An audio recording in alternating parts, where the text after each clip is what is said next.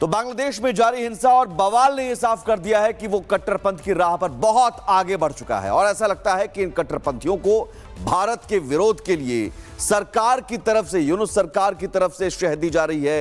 ये इसलिए कह रहे हैं क्योंकि यूनुस सरकार मानो खामोश बैठी है और गुंडागर्दी और अराजकता बांग्लादेश की सड़कों पर नजर आ रही है।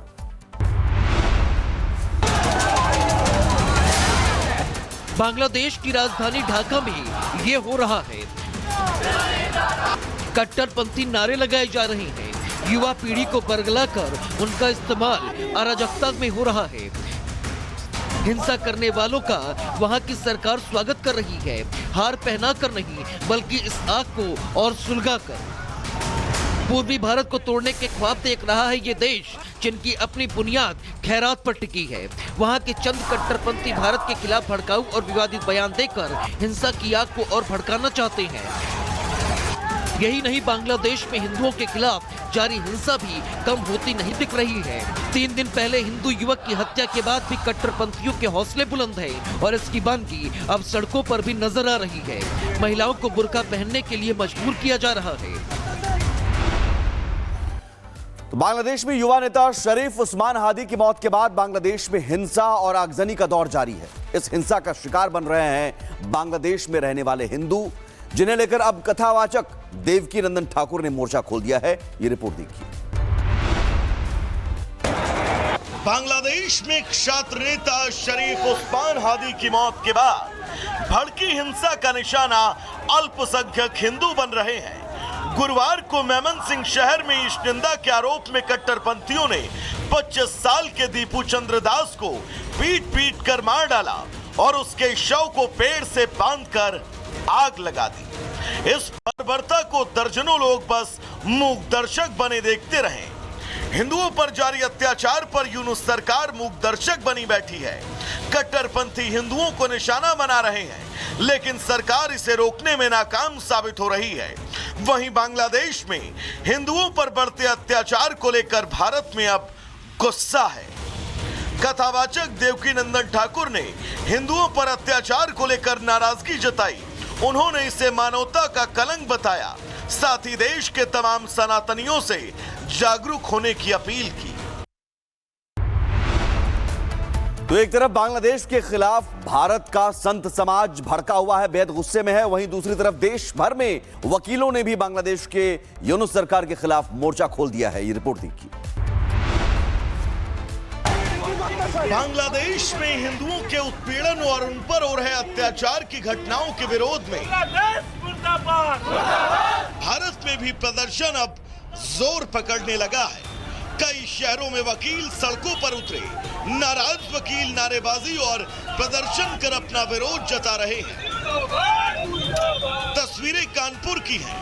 बांग्लादेश में हिंदुओं के उत्पीड़न और उन पर हो रहे अत्याचार की घटनाओं के विरोध में कानपुर के वकील भी सड़कों पर उतर आए।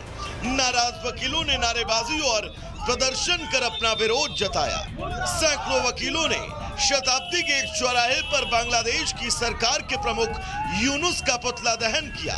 प्रदर्शनकारियों ने बांग्लादेश में हो रही घटनाओं की कड़ी निंदा करते हुए भारत सरकार से सख्त कदम उठाने की मांग की। वकीलों ने कहा कि अगर बांग्लादेश सरकार अत्याचार नहीं रोकती तो बड़ा आंदोलन किया जाएगा। बांग्लादेश मुर्दाबाद। आगे बढ़ते हैं। एक्टर और डांसर नोरा फतेही का मुंबई में एक्सीडेंट हो गया। वो उस वक्त एक कॉन्सर्ट अटेंड करने जा रही थी जब ये हादसा हुआ है। नोरा अभी ठीक है और लगातार डॉक्टरों के संपर्क में है। एक्ट्रेस और डांसर नोरा फतेही का मुंबई के अंधेरी इलाके में एक्सीडेंट हो गया। यह हादसा उस वक्त हुआ जब वे शिवडी में चल रहे सनबर्न फेस्टिवल में मशहूर डीजे डेविड गुएटा के साथ होने वाले कॉन्सर्ट में परफॉर्म करने जा रही थी। इस बीच एक नशे में धुत कार सवार ने उनकी गाड़ी को टक्कर मार दी।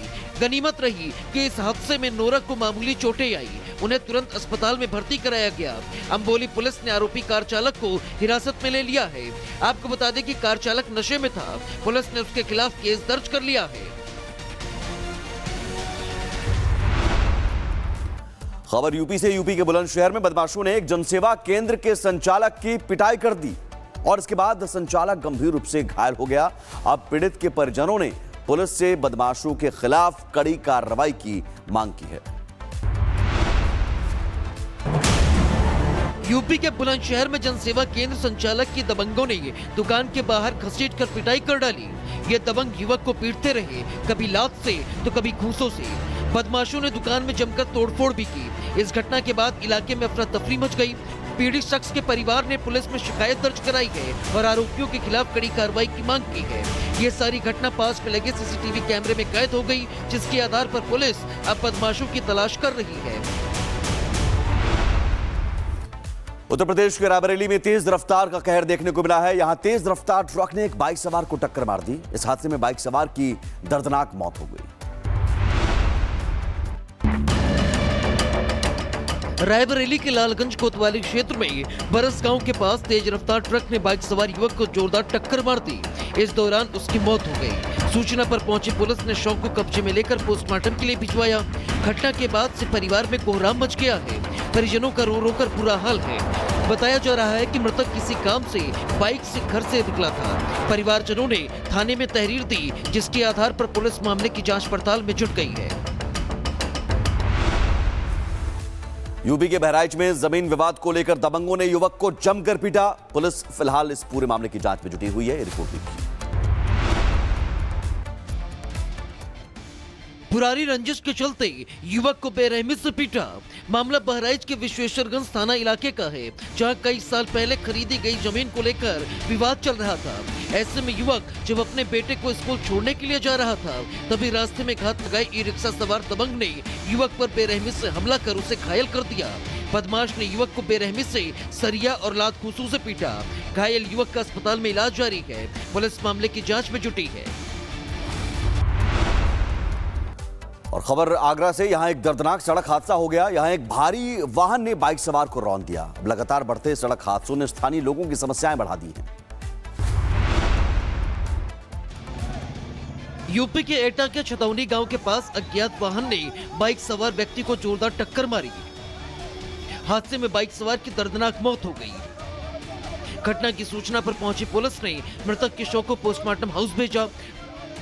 दरअसल हादसे के वक्त हरिंद एटा से सामान लेकर अपने घर निथौली कला जा रहा था, लेकिन इसी बीच सड़क हादसे में बाइक सवार की मौत हो गई। वहीं पुलिस मामले की जांच में जुट गई है। उत्तर प्रदेश के बुलंदशहर में पुलिस और बदमाशों के बीच भिड़ंत हो गई और इस दौरान पुलिस ने एक बदमाश का एनकाउंटर किया है, जबकि दूसरा बदमाश फरार है, जिसकी तलाश जारी है। उत्तर प्रदेश के बुलंदशहर में बाइक सवार बदमाशों और पुलिस के बीच मुठभेड़ हो गई। मुठभेड़ में पुलिस को बड़ी कामयाबी हाथ लगी है। पुलिस ने 50,000 के इनामी अंतर्राष्ट्रीय लुटेरे आजाद उर्फ जुबैर को ढेर कर दिया है, जबकि एक बदमाश मुठभेड़ के बाद फरार हो गया है। पुलिस फरार बदमाश की तलाश कर रही है। इस मुठभेड़ के दौरान एक पुलिसकर्मी भी घायल हुआ है।